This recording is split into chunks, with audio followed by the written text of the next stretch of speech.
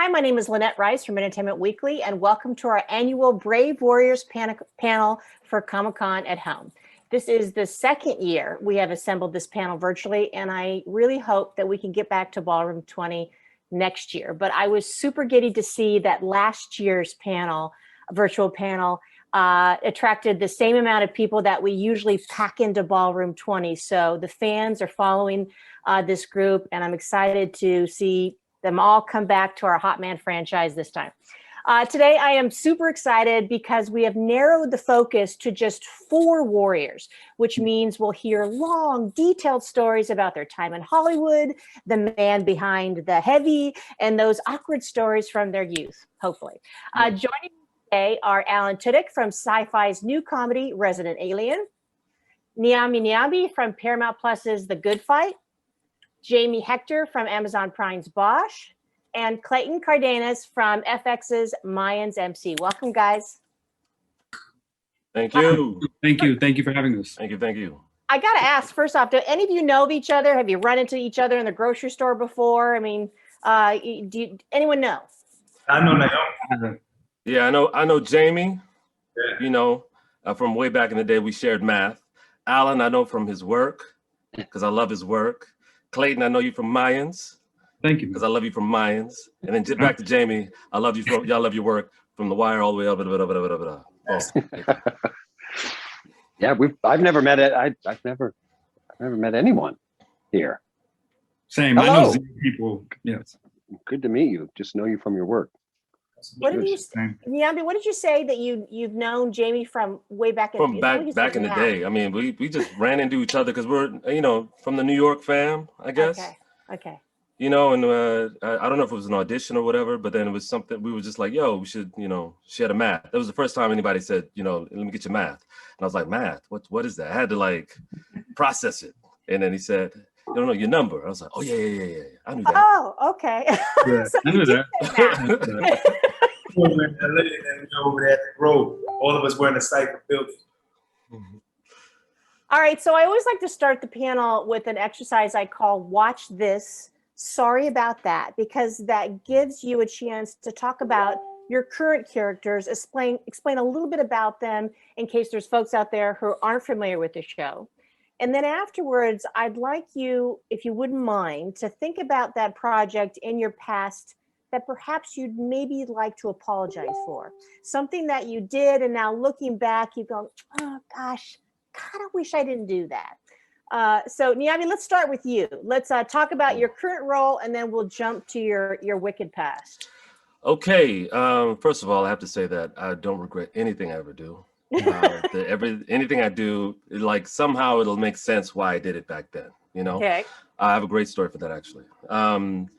You know, currently I'm on a show called The Good Fight. I play Jay DePersia, the in-house investigator at what used to be Reddick Kolstad Lockhart.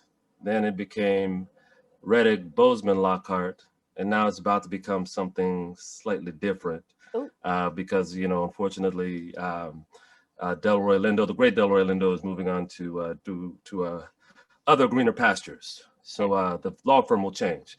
I am like the moral compass of the law firm. You know, I call things out. You know, I make sure everything is on the up and up when it comes to our practices. Yeah, I don't know what else to say. I mean, some cool things are happening this season, some really cool things as far as dealing with COVID, you know, COVID episodes and all that stuff. So I got some interesting things going on.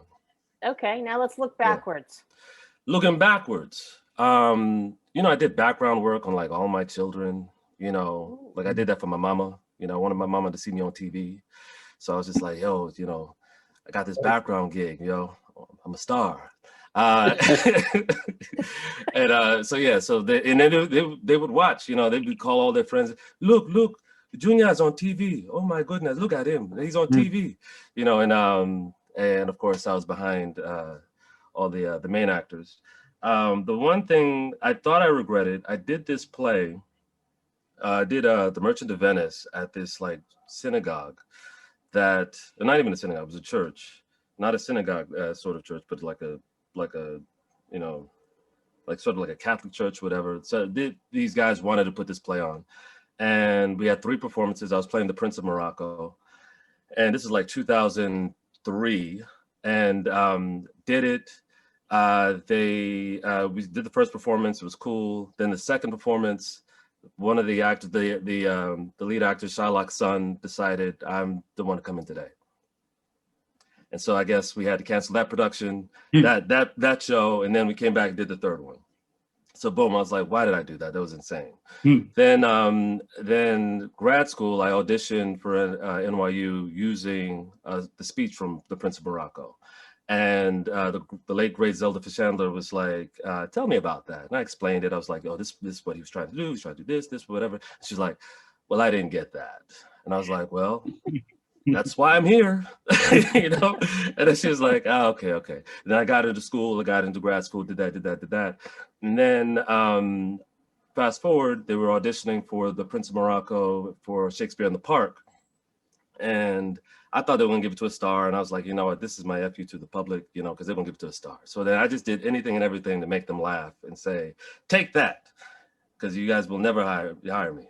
And then they ended up hiring me to do it, and it was the most fun I've ever had on stage. Oh, I really believe, and it was with Al Pacino. It was amazing. Wow. And I really believe if I hadn't done that synagogue church production of The Prince of Morocco, I would never have played him in Shakespeare in the Park. Right. Yeah. Awesome. that's That's nice. really cool. All right, Alan, how about you? Tell us a little bit about Resident Alien. Resident Alien is on Sci-Fi. I play an alien who crash lands on the Earth accidentally. He's just here to drop off a bomb that kills all human life, but he accidentally crashes, and he takes on the identity of a human, this doctor in a small town. He doesn't realize he's a doctor. He just sort of kills this guy and takes over his identity, and then gets pulled into the small town when there's a murder in the small town. They need someone to do the autopsy. And he's learned to be human by watching television, and because he knows nothing about humans. He wasn't supposed to stop by at all. And so it's very funny because he has no sense of what he's doing. And he also thinks he's smarter than everyone because he's an advanced race. There's also a little boy in town who can see through his, we call it so many different things. It's like the manipulation of the atoms around him to where people see him as a human. The little boy can see, it's like 1 in a million can see through that. And there's a little boy in town who can see through it. So he screams every time he sees him. So he's like, I've got to kill that boy. So he's got to kill everyone. He's got to kill the boy, but he really likes pizza. And It's a comedy, yeah. yeah, it is. It's obviously hilarious. Who doesn't? I mean, you know. Who doesn't want to kill a boy? Okay, right. Yeah, it's yeah. There's a great group of actors in it that make up the cast of the small town. You know, he ends up having romantic relationships, which he has no idea how to pull off. In the beginning, he doesn't even know that you don't eat soap. Like, he doesn't know anything. He's terrible at it.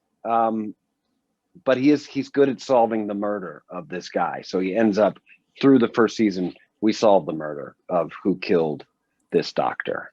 All right, so let's go back in your career. Talk to me. Is there something that maybe you'd like to give a second look to? Like, did I make the best decision? You say this is tricky because I can tell you the one movie that I wish I was not in, but not many people know it. And so if That's I say it then. now, They're you gonna can Google it clickety now. click and find this thing. And I don't want anybody looking at it. Go ahead, Alan. Go ahead. Yes, I please. will say this. I played a pedophile on CSI. And I would not have agreed to do this, but I had done a pilot for, I'm going to forget her name, who's the showrunner of CSI, the main CSI in Vegas. Carol Mendelson? Carol Mendelson, thank you. Yes. I got Carol, I couldn't remember. Carol Mendelson. So I had done a pilot, this great law pilot that should have gone, that didn't go. And it was one of those like, why in the world?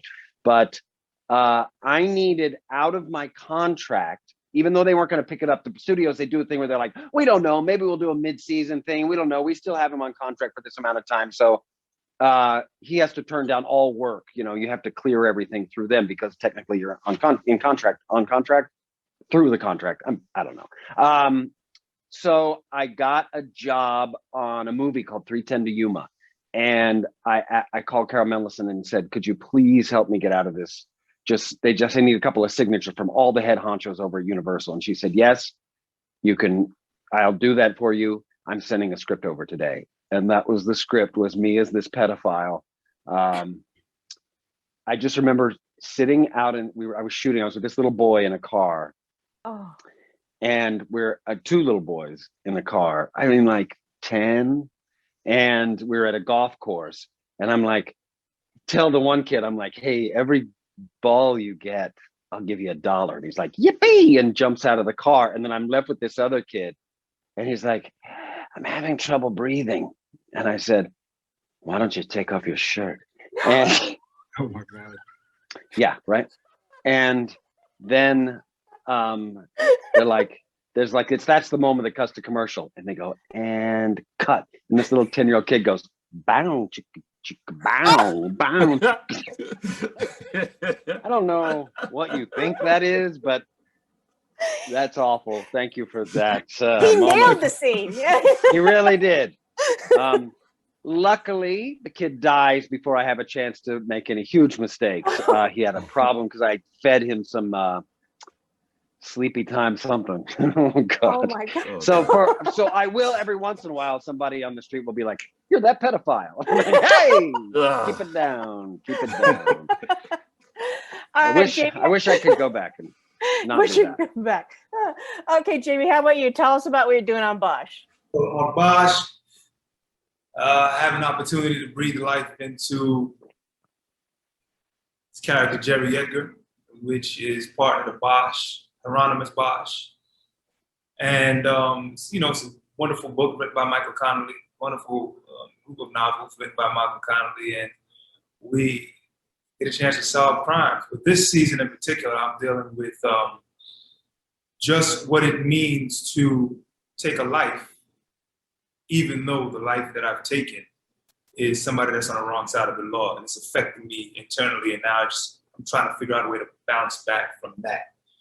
And it's a struggle. It's a serious struggle. So you're going to see Jerry Edgar go through some serious reflection, in need of some help and assistance, and just, an attempt to get my mind right because it's affecting my mental.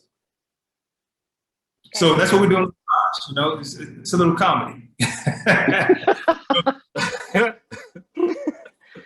All right, now let's look back. So looking back, I thought about it when you said it, and it's not a regret, right? But it was a regret on the day because of the way my body suffered. I went into an audition for a commercial being directed by Spike Lee, United Negro College Fund commercial. Played the young Edwin Moses. And if you know Edwin Moses, he's a hurdler, the greatest hurdle jumper ever. And they asked me in the room, do I run? And of course, I do my little jog around the block, so I consider myself a runner, but so they said, we booked the job, flew me to Atlanta. First time on a plane, first time. Oh, wow. Star hotel, eating the best food, preparing myself, but I didn't know what to expect. So we get down on the field 5 a.m. in the morning, and they said, okay, that's the hurdle. Oh. Those are the green garbage cans, and you're gonna run from 5 a.m. to 6 a.m. Saturday and Sunday. And Edwin came and paid us a visit on that Sunday. My biggest regret was trying to recoup trying to keep up with the camera that they posted in front of me with the truck, got locked onto the truck, and I had to catch up to the camera. And a track runner and a hurdler understands very quickly that they can accomplish that. You see the quads in their legs, you see the cuts, you see the definition, you see it bulging out of their heads. And me, I'm a frail little guy just running, trying to keep up with the camera, jump these hurdles. And I accomplished it, but it was just torture. It was absolute torture just trying to recoup every day after that. So it's not a regret of doing the job, because I had a great time when I got the checks. Wow, that's a lot. That's a lot to ask. It was a lot, but it paid off though, because we did have fun. That was my introduction to Spike Lee. Well, no, that wasn't, because Spike Lee also, I did a little work with him on what's the movie with him and Denzel, where Denzel was the basketball player. Oh, he got game. He got game. Yeah, and that's when like I was doing background work, and he came and snatched me up and said, "Hey, I want you to say like 5 lines." And I was like, "Oh, Cool. yeah." Oh, that's dope. Yeah. But the other one was playing Othello, I would have to say. And I realized when doing Shakespeare, you can only focus and concentrate on that. So I'm working on Othello while working on 2 other shows at the same time, The Strain and another project in Toronto. Yeah. So there are roles where you can fly into the city, fly into the state, and fly back. So they held me for a week and I fly back. But I noticed when it comes down to working on Shakespeare, you need total and complete undivided attention. Yeah. Because I was going from here to there. Once those jobs ended, I just completely locked into that work. But my regret was really just not having a chance to just dive in from the beginning the way I wanted to. Yeah. Wow. Well, thank you for that. Wow. Well, all right, Clayton, tell folks what they've been missing on Mayans with your character. What have they been missing? I don't know if you guys been missing, but we just got picked up for season 4, which we're all very Yeah, man. Yeah, Wow. no doubt. Great. Fantastic. led by our leader Elgin James, who's the showrunner for our show. I play the complex individual Angel Reyes. I am fully integrated in the Mayans MC Bike Club. And basically, you know, the first couple seasons, I was trying to help my brother, Easy Reyes, assimilate into this new culture. Yeah. He was supposed to live this whole other life until he made a couple wrong decisions, and now he's wanting to be in this bike club with me. So, you know, Angel's a kind of character who wears his emotions on his sleeves. He acts out in pain in a variety of different ways, whether it be jokes or sleeping with a variety of people. So anyway, I think this season we got to see a lot of my brother Easy Reyes own his part in the club. And so I think Angel's kind of just letting him do this thing this year, and he's kind of surprised with how much he is taking ownership of it all. So season 4 to come, we're really all excited about that. So that's what I have to say about Mayans MC. Lynette, to answer your question about things we've regretted, you know, I think I've regretted a couple student films from my friends. But there's one thing it's not a job that I regret that I did, it's something that I did at the job. And it was my first show. This was American Crime on ABC, John Ridley. And I remember it was my first time ever being on TV, ever being at a set. So I was very nervous. I remember I'm shooting on my first day of shooting is a Thursday. And but I was so nervous that I called the producers on a Wednesday and I asked them, I was like, hey, is it okay if I come to set? I've never been on a set before. I would just like to learn the lay of the land. And they didn't call me back. They didn't call me back for like 3 or 4 hours. And they ended up finally calling me back. They're like, hey, like, we can't pay you to come. And like, that was the furthest thing from my mind. Like, I just wanted to come and see what was like, how to be on a set. So they eventually let me come and be on the set. And I remember I had no idea what to do. I didn't even know I could go use the restroom. I waited till other people went to use the restroom just to go use the restroom. But I remember there was a scene being shot. And I'm just so green that I'm walking right into the scene, just like I'm just in awe, just watching these people. And I remember the director's like, I was like, what are you doing? Like, get out of the set. They're like, what are you even doing here? Like, you don't even shoot till tomorrow. Like, why are you even here? And I just remember being so embarrassed.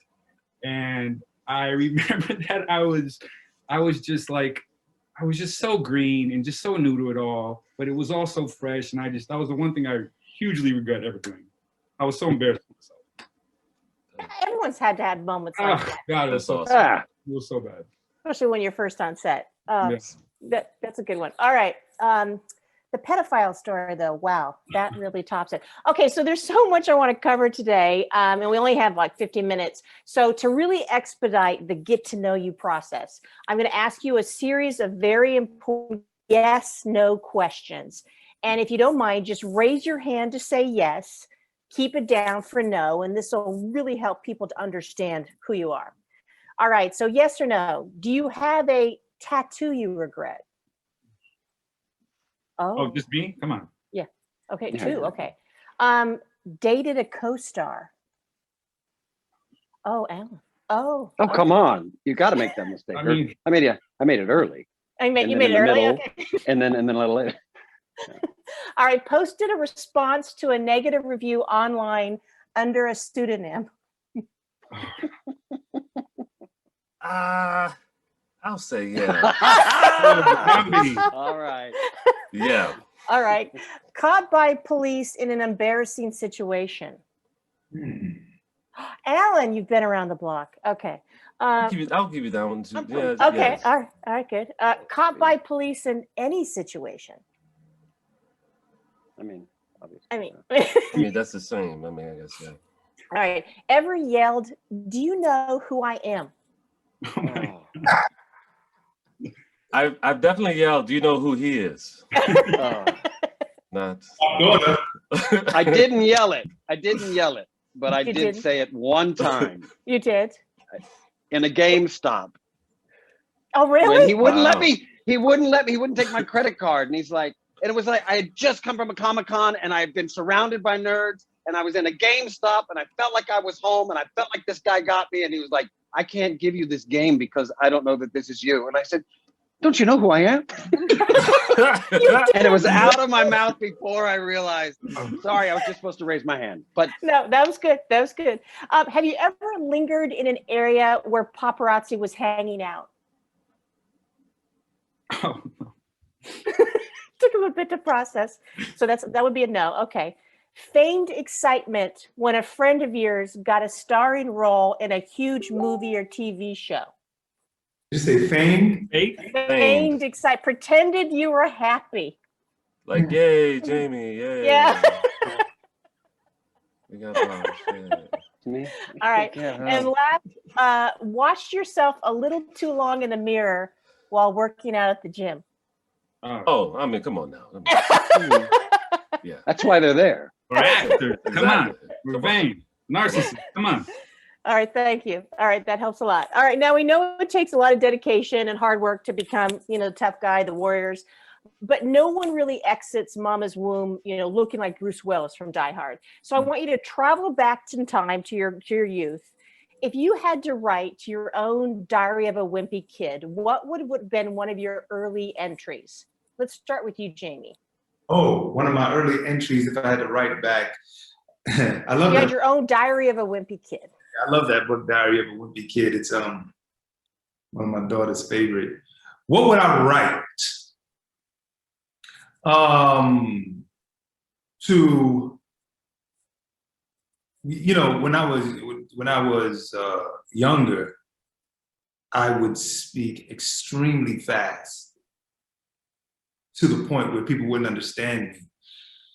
And it's not until I joined the theater company that I realized that they embraced me in the theater company called Tomorrow's Future Theater Company, and started working on me slowing down and taking my time. So I would just, and at a younger age, because I spoke so fast, people would never really let me speak. They would just speak over me. Like, I wouldn't be able to get a point out, because I'm speaking and it's just like, I didn't hear what you just now said. And I'm trying to make a point. So I would just basically say to myself, look, slow down, take your time. Were you an anxious kid? I was excited. was innocent. I loved life, you know. And my family is from Haiti, so I speak two languages. I speak Creole and I speak, you know, basically English, right? So in Creole, we tend to speak very fast, and so I just transferred that into English. And I mean, it was to the point you couldn't even understand what I was saying. I was like, what? You know? So, but then I would just basically write to myself, take your time, slow down, be easy. People will catch up. Clayton, what kind of kid were you? I was a very lonely, quiet boy. You know, I think I grew up in a community where it was very, it was talked down upon if you showed any emotion. And so I had to suppress a lot of these emotions as a child. And it wasn't until when I started to get into acting and when I was in school, acting school, that I really learned to be comfortable with expressing emotion. And, you know, as actors, we use that, you know, understanding what each emotion is and knowing how to express it and being vulnerable in expressing it. You know, that's used to such our advantage now. But so I think what I would say to myself as a young kid is, you know, it's okay to emote. You know, it's okay. And if I were to emote, I wouldn't tell anybody, or I would do it in a quiet room under a pillow, you know. So I think I would be kinder to myself and letting myself express myself more freely. So you weren't a kid who drew a lot of attention to yourself? Not at all. I was very, very shy. I ate alone. I ate away from all the other kids. I stayed at home a lot by myself. You know, there wasn't a lot of talking. I didn't know how to communicate. I didn't know how to express myself. And if I were to communicate, it would be very, very short sentences. It'd be 3-word answers. It'd be hi and bye. You know, I didn't ever feel comfortable with that. I didn't feel comfortable around people. I don't think I really trusted people, you know. Yeah. Clayton, you were that kid who ate alone. I was that kid. That kind of breaks my heart. No, it's okay. It's okay. I'm doing okay now. Yeah, no I doubt. think you're doing good. You turned out okay. Alan, how about you? I grew up in Texas. I kind of had a target on my back and my front. I was like to be picked on because I was kind of hyper, and I ended up, as school went on, I embraced, like, I was just a weird kid. I don't know. Like, by high school, I was coming to school. My friend, her older brother went to Mexico, went to Tijuana, and came back with this huge velvet black and gold sombrero. And I used to wear that to school a lot. I used to dress like the lunch ladies. I would have lunch lady appreciation day like every month.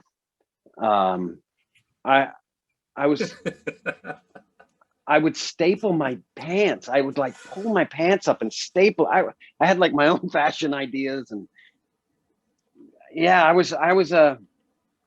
I stuck out. I caused problems, you know, when you come to class in a sombrero that won't fit under your desk.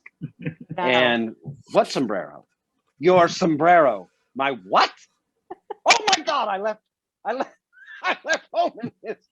I'm so sorry. Can I put this at the front of the room? I was a problem. I was just always a bit of a problem. And I got picked on a lot. I learned to run. I learned to run. I guess if I gave myself advice now, I would say, learn to fight. Maybe fight. Although, man, Ryan H. was a criminal. That kid was a criminal. He's scary. He was like a Rottweiler. And Sammy, forget it. Those guys were dangerous. Anyway, I learned to run. But I didn't stop inciting violence. So, you know, at least I didn't let them, you know, that little light of mine, I let it shine. You remember the bullies' names. Oh God, everybody. Yeah, man. Oh, Right. yeah. Oh, yeah. You remember their first and their last name because they were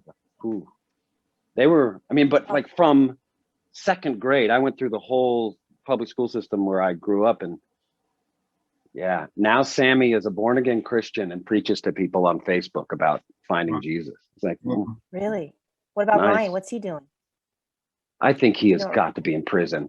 Last time I saw him was back in Dallas, and he was at a pool hall, and he looked like he wanted to come talk to me, but his face was all swollen up with beer fat.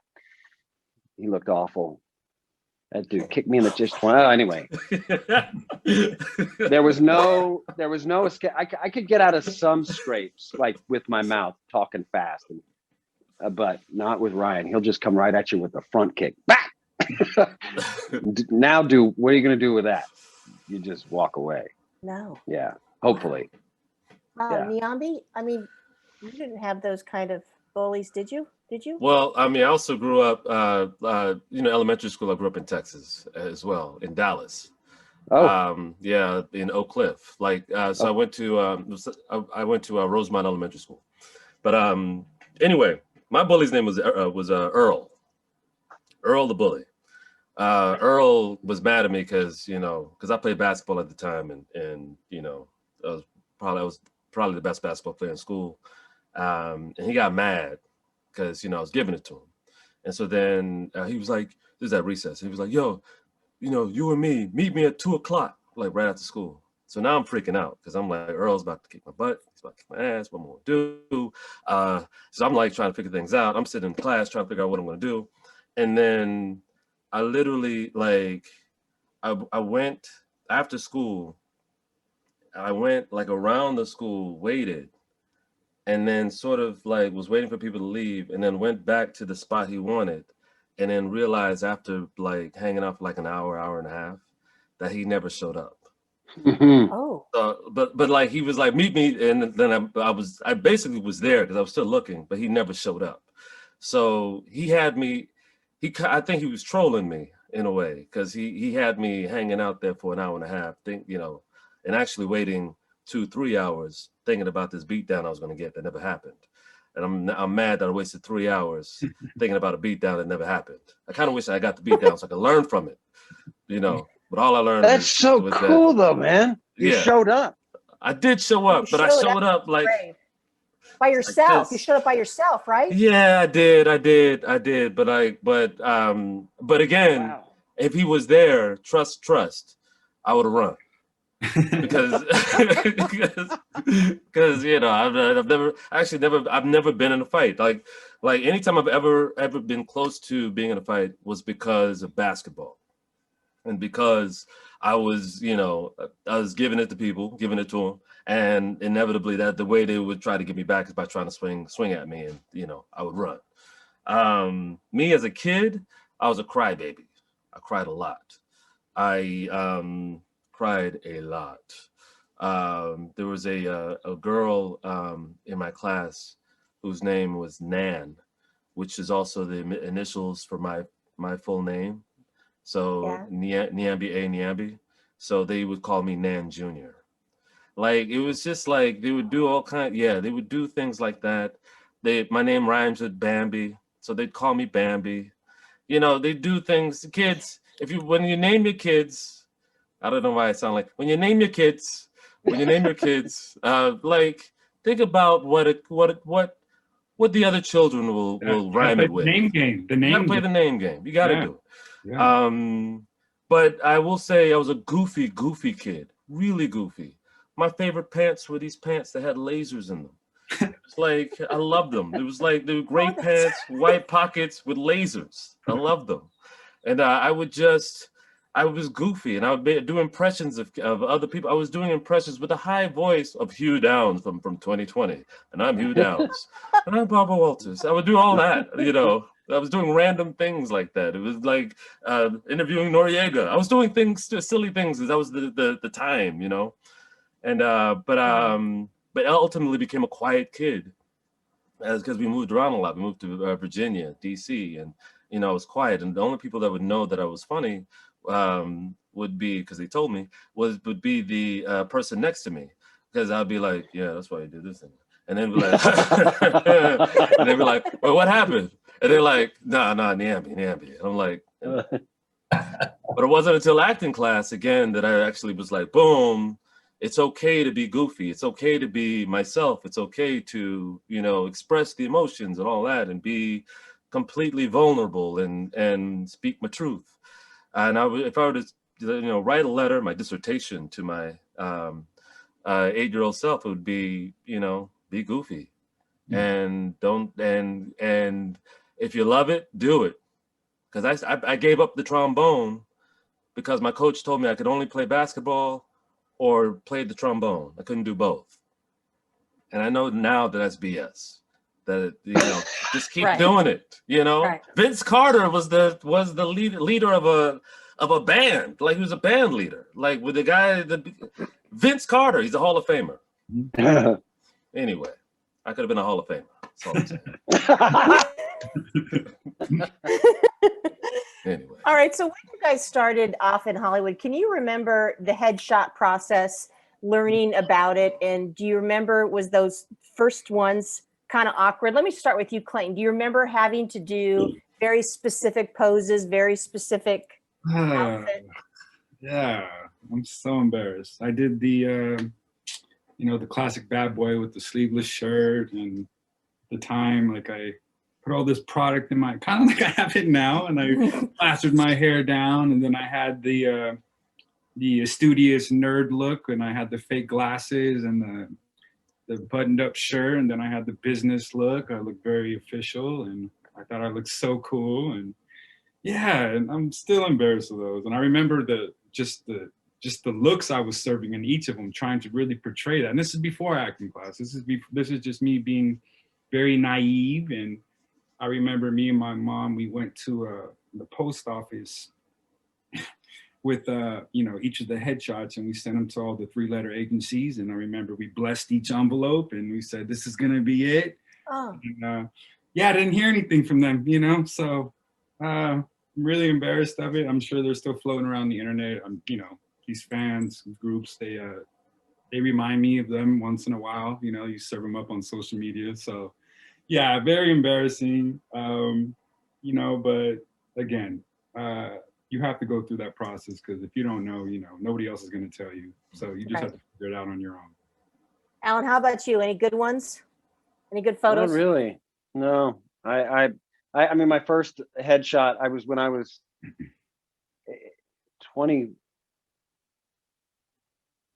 18 or 21. Anyway, I think maybe it was 21 was my first headshot. So I got a little late start.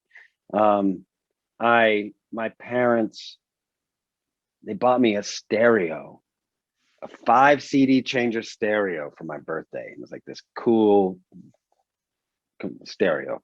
And they said, "Oh, that's your birthday present." I was like, "Wow." And they're like, "You can have that, or we'll get you headshots." I was like, "I'll take the headshots." Oh. Like, let's see how serious you are about this acting thing, kid. And the headshot was a commercial look. And I remember I wore a sweater and I had a lot of makeup on, and I looked like I was 12, and I'm smiling real big. And because I was living in Dallas at the time, and in Dallas, it's a big commercial. Like, if you live in Dallas, that they shoot a lot of commercials there. And anyway, I still have copies of it. I used to send them out when I got fan letters, send me a headshot. I would always send my 12-year-old looking self, Opie, like Ron Howard from, Opie days, headshot. But that's it. No cool composite work with a headband. It would have been very 80s, so I'm glad I don't have that. Jamie, how about you? Well, to Alan's point, right? Back in the days, headshots were expensive. I mean, it's not like today where you just take 1,000 shots and you can choose 2 and you didn't pay a dime for it, or use your iPhone. Yeah. So any shot you get, especially with someone that's not in the industry, myself, or I don't have anyone in the industry, somebody tells me that they're a photographer, you take that their word is bond, right? I met a guy that told me he was a photographer. He said, "You can come and take some photos." He lived in the Bronx. I lived in Brooklyn. That's like basically going from New York to LA. Nobody in Brooklyn goes from there. Nobody in the Bronx goes from Brooklyn, right? So I made my way over there to take these amazing photos that he said that he can do for me, because he's a seasoned photographer. So I make my way to the Bronx, and he takes all of these photos, and then he gives me the photos, and they're horrible. I mean, water prints on them, sprinkled of, I mean, it was just, I realized really quickly that I was a guinea pig. Yeah. This was his practice session.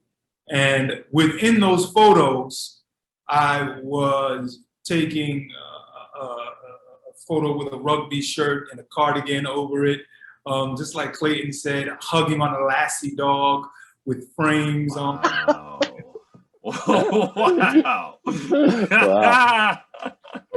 You know, and marrying all of it, hoping that, you know, you can take that photo and a legit shot where you're just me mugging the camera, and then another one where you're corporate and all of those, and try to submit them, but he just destroyed all of the images.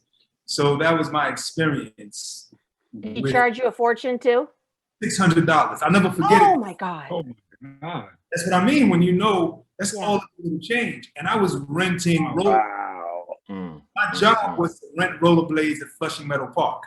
Oh. We would rent rollerblades, and I would run out there and tell somebody your time is up, make my little bit of money, run back, give him $600, and he was a rookie.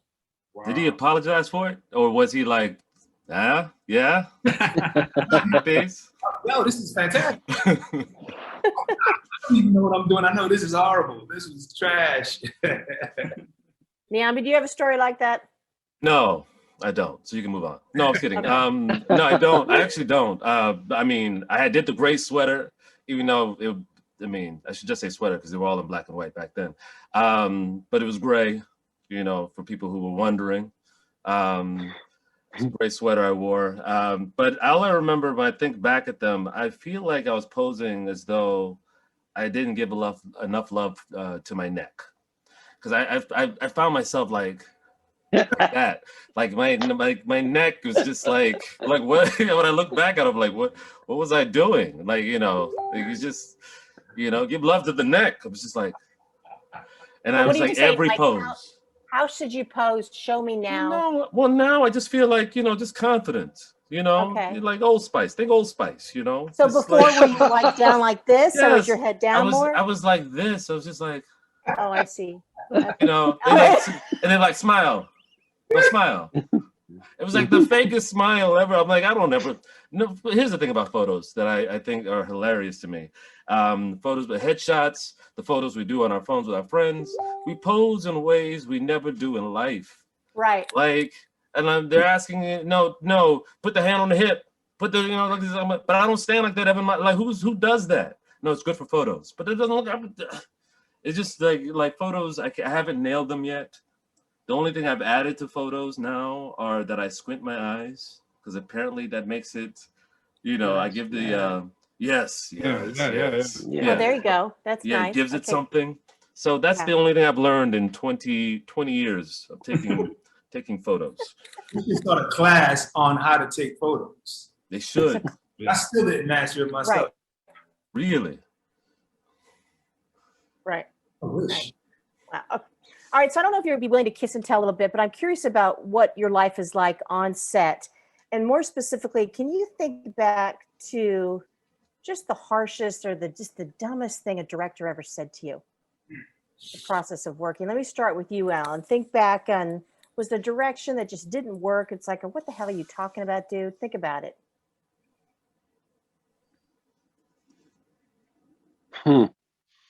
That's tough. Maybe a director too. Perhaps it was a writer who thought they knew better. I just did this movie. Should I ask for a volunteer who has a story? Yeah, It's tough. yeah. I'm about to. Mine's a little Does fresh. somebody wanna go right first? now. I've got a little energy behind mine. Maybe pass. Oh, you do? Oh. Clayton, do you have a story? You know, I think well, it's interesting to hear Alan say his is more fresh. I think for me, it was all early on and not knowing what I was doing. And I remember it was this director I had on a series I was doing early on. And I had just shot a scene. It was like it was a scene between me and my brother at the time. And she comes up to me, she gives me like the most loving note. Then as she's walking off, I hear her say, "Can we effing find a better actor than this guy right here?" And I just felt mortified, like, because I was like, oh, she just told me I was doing so well. And, you know, it felt endearing when she had touched my cheek. And then to see her walk out and say all that, it was just so deflating. And it shot the hell out of my confidence. And, you know, this was interesting because it was coming from a woman who was an actress. And she was an actor turned director. And I just remember thinking, I was like, oh, hasn't she ever been in my shoes? And that really ruined me. That really ruined my confidence for a while. But to this day, me and her are very good friends now. Shut up. We are very good friends. She is amazing. Really? She's amazing, by the way. I don't want to give her name out. Yeah, But, 3 kids. Oh, did you tell her? I told her the story though. I told her the story. We had a 3-hour-long conversation about it. And she thanked me, and she said, you know, she said I had never been called. She said she had never been called out on anything like that before. And moving forward, she is more conscious of it, and she is killing it right now. She's amazing. Wow. She's a part of a lot of big things right now. So I'm happy to be helpful in that transition to becoming a better director. Right. She definitely made me be more aware of the actual performance I am giving now, you know, regardless of what's being said to me or what's not being said to me. So that was it. That was my director story, embarrassing, whatnot. Anyone else have a story? Want to jump in? I have one now. I have a better one that isn't so fresh. Okay. Dodgeball, in 2004, something like that. Thurber, Ross and Marshall Thurber. You could always interchange his names, the director. I had this scene at the end where I played this pirate the entire time. This guy who thinks he's a pirate playing dodgeball. And then there's this one scene where he shows up as himself. Right. And he's like this vulnerable person. And it's like, I'm not a pirate. And right before the scene, this was Rawson's first movie.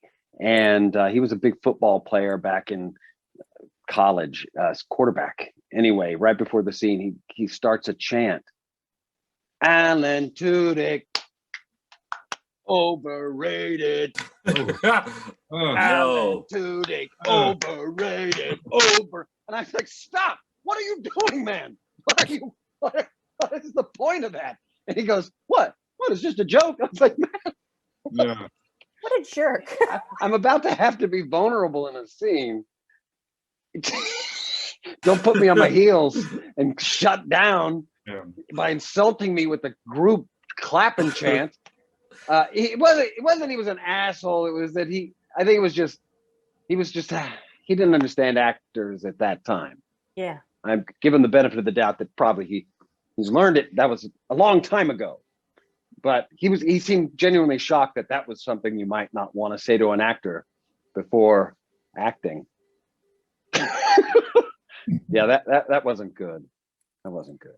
Jamie, Nyambi, do you have a moment you'd like to share, or do you like to pass on this one? No, you know, I have a moment that I would definitely love to share, right? It was a moment more than the director. It was, I would say, the producer. And also with the director, but the producer pushing the agenda. So I'm shooting a film. One of the first films that I got a trailer, I might say, and I was like blown away. So, you know, I was gassed because it was just like, hold on a second, a trailer? So we're on set and they put a squib in me and my character gets shot. So they put a squib on my chest, underneath my clothes, on both sides. So we're shooting the scene and a guy runs up. I'm sitting on the steps. A guy runs, I see him, I back up and I run into the building, forgetting that the squib is on me, but realizing the activity. So I have to do all of this.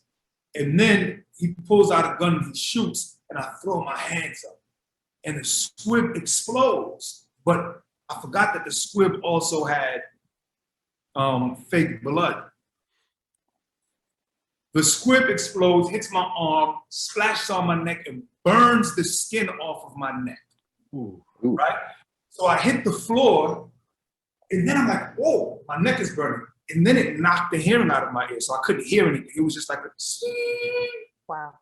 I'm on the floor, and I'm like, oh, wait a minute, something's wrong. Am I shot? Did they shoot me? So now the blood is on me, so now I'm really panicking. I'm like, I can't hear you, and I think I'm shot. They come and they pick me up. My neck is burning and it's bleeding. The skin is off. Can't hear anything. All of this goop all over me. And then they said, "You're all right." I said, "But I can't hear you."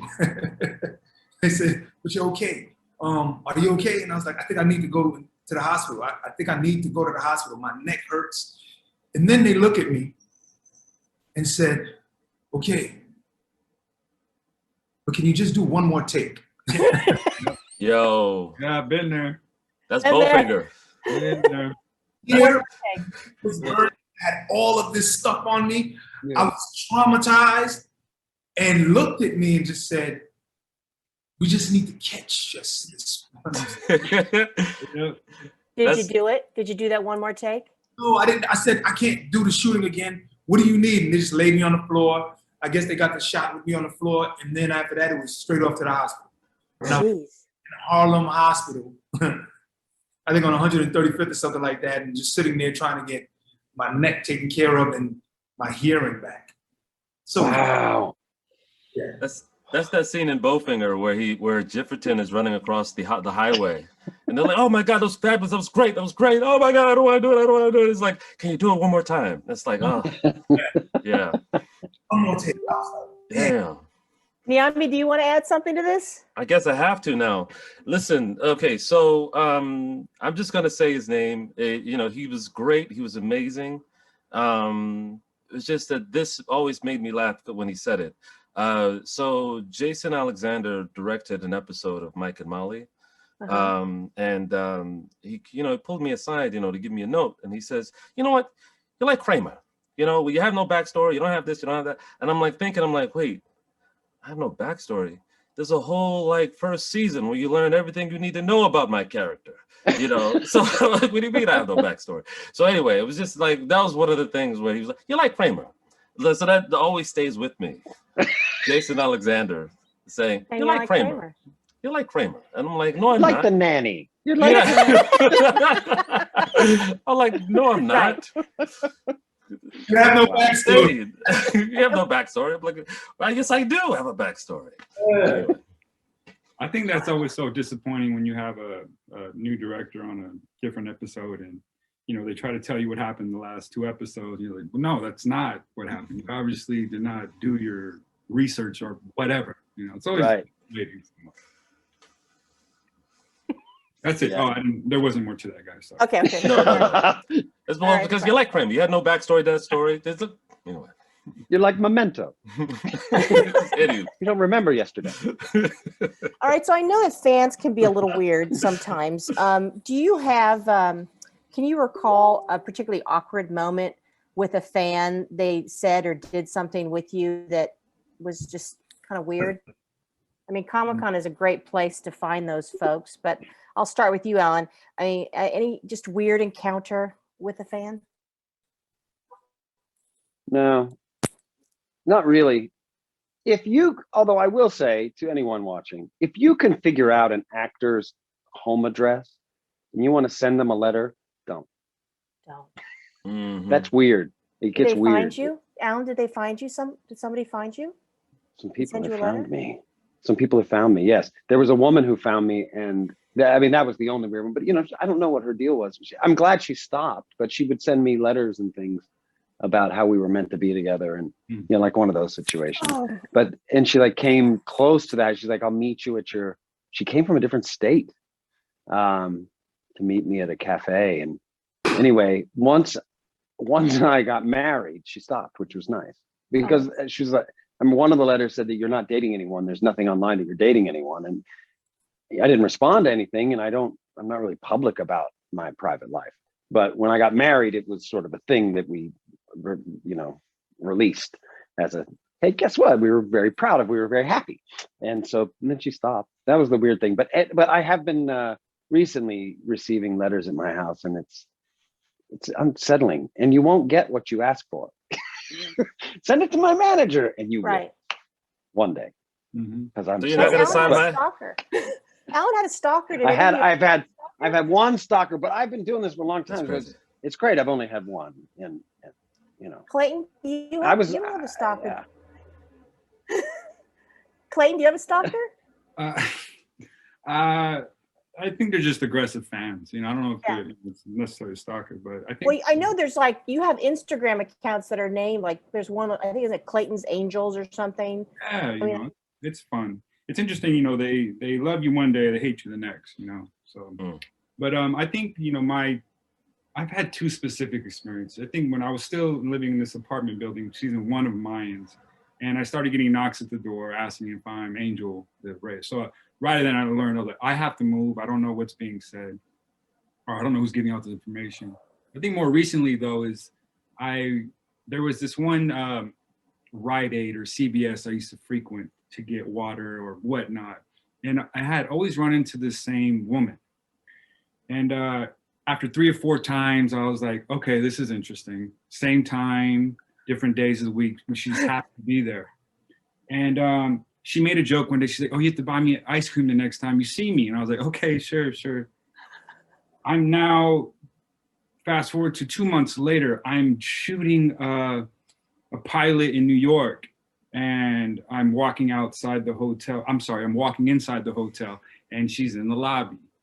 And right then I know, like, okay, something's wrong. That was the first time I ever felt, you know, I think with fans, we always, you know, it's fun and it's cute, it's endearing sometimes when they want your autograph. But like, that was the first time I had ever felt like, oh, something's off here. This isn't safe anymore. This isn't fun. This isn't endearing whatsoever, you know? So I actually, we had to call security, and that was that. Yeah. Oh, Clayton. Yeah. That's it. Oh, wow. Yeah. Jamie, did you have an experience like that? Oh, not quite like that, but all I have to say is thank God for online banking. Right. Yeah, you know, it was one of those moments where, you know, you're not just starting off, but you get your first big show. So, you know, you're not making a lot of cash, but the expectations is you're filthy rich. Right. So I go to the bank, and I'm sure all of you probably experienced this. I'm standing at the teller, and I'm like, oh, can I just, you know, deposit that? And he said, sure. Oh my God, that's you. Oh my God, that's you, Jay. Oh! And then all the other tellers come. At least 4 of them, right? And now they're standing there and they're looking at me. And of course, you know, the next thing that they do is look at your bank account. And then it's just like, what? Bank account. Oh, that's so embarrassing. That's exactly the point, right? I'm trying to figure out a way to get out of it. You know, I'm wiping the sweat off, and I'm just like, this is crazy, you know? And moving forward, you know, your online bank now, that's the best thing that could ever came up with. Best thing. Nyambi, do you have an awkward fan encounter? No, because, you know, people know I you know, as far as Comic-Con, I go every year, and I walk the floor every year, and I'm just like, you know, so people by now are just like, oh, that's Nyambi walking the floor.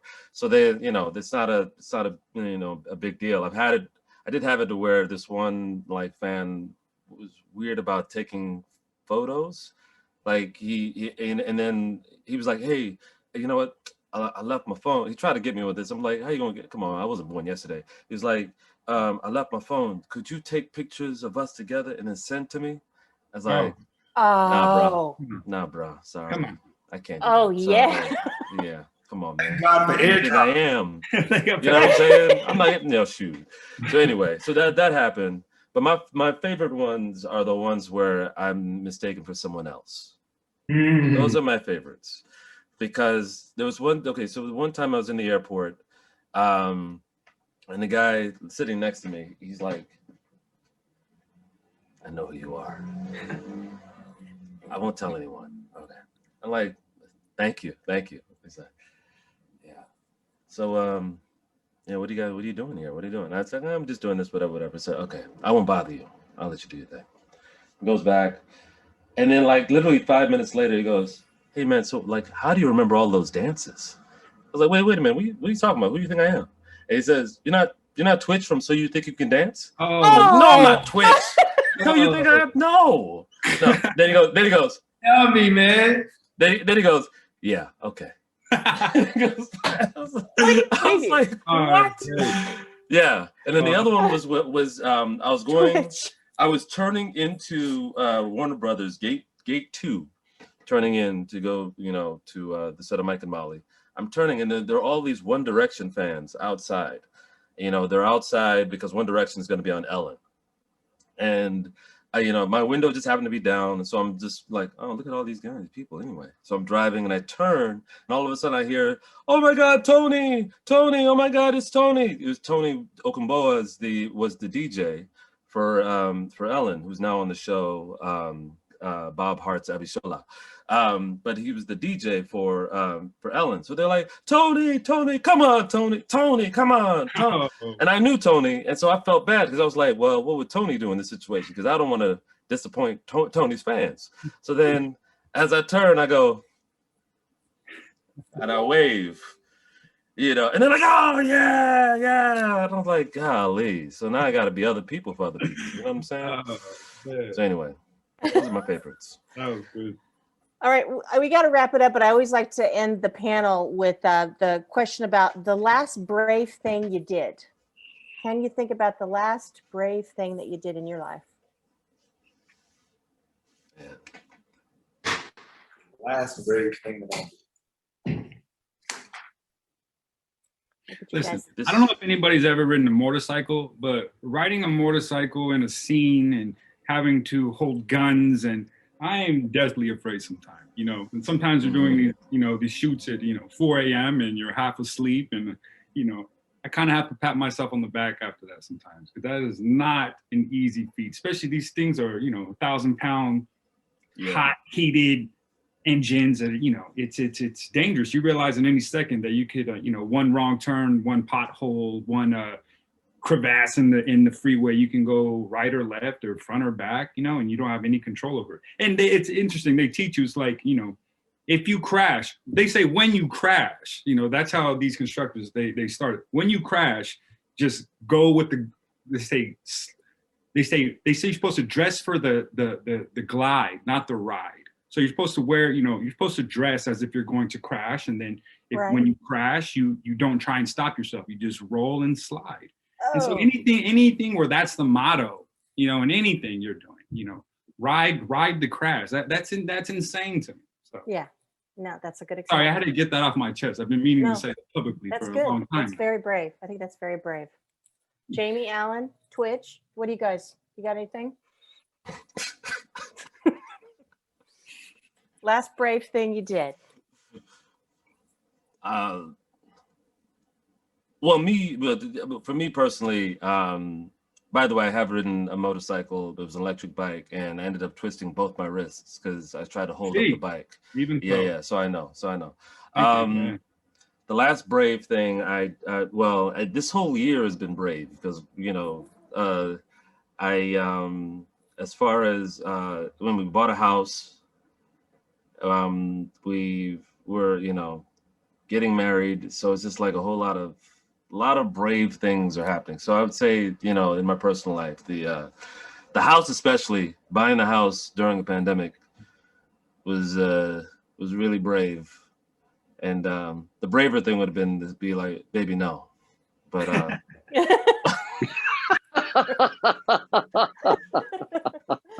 love that. But I'll settle with that. How about you, Alan? I'm currently spreading wolf urine around my canyon here in Los Angeles. There's a pack of coyotes that live right over here. Ooh.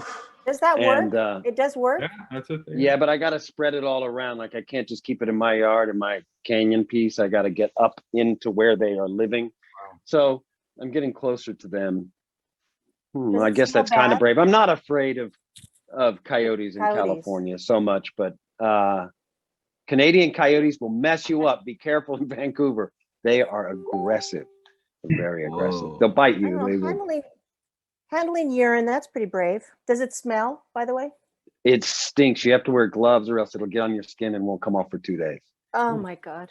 Alan, you smell like urine. Right, Yeah. no, wolf urine. Wolf, it's not my urine, it's wolf urine. Wolf Give me a urine. hug. Oh, that. Now, Jamie, how about you? You know, I went to the mall with my family. My wife, sister-in-law, and daughter, son, nephew. And we're in the department store. And I don't know what happened, but everyone started to run. And I mean, seriously, I looked over and I saw a young lady hiding. She jumped over the counter of the register and she was hiding underneath. And people just started running and taking cover. And me, my nephew ran, he scooped up my son, which is 4. My nephew's an athlete also, but he did it. I looked at my peripheral and I saw him. He was moving like a basketball player, which he is. Ran, scooped him up, and took off. And I'm in the middle of the department store screaming, "Everybody calm down! Calm!" And I literally transferred into Jerry Hector. Character on Bosch. My wife was like, "What are you doing?" So she's behind the counter screaming, "Come here, what are you doing?" And I'm screaming in the middle, telling everybody to calm down. And then I'm realizing, what am I doing? There's a potential shootout in the mall, which it wasn't. You know, there was a little something that happened in the eatery area, which trickled down effect, which led everyone to run from there into the department store, and everybody in the department store started assuming that it was a shootout. And me, like an idiot, I'm in the middle of the ground, of the floor, just screaming for everyone to take cover. It's gonna be okay. And then it just dawned on me that I'm not on Bosch. That's hilarious. Yeah. They were all just like, "You got to be, what are you, out of your mind? Are you crazy?" Wow. But it's a funny thing when you really, you know, you look, it's serious. And I know everybody can attest to this, right? Like, you know, you're playing a character for 7 years. You learn how to shoot. You learn how to, you know, you wear the raid jackets, whatever the character is, and you just do it over and over and over again. You think that you really know what you're doing as that character, right? Which led into me trying to think that I'm doing something brave when I should have just took cover with the rest of the family. It would have been that simple. Absolutely. Well, guys, this has been so much fun. Thank you so much for doing this. Thank you for joining us for this panel. Hopefully we'll all see each other in person someday, some year at Comic-Con. Thank you so much. Welcome. No, Thank you. Thank you.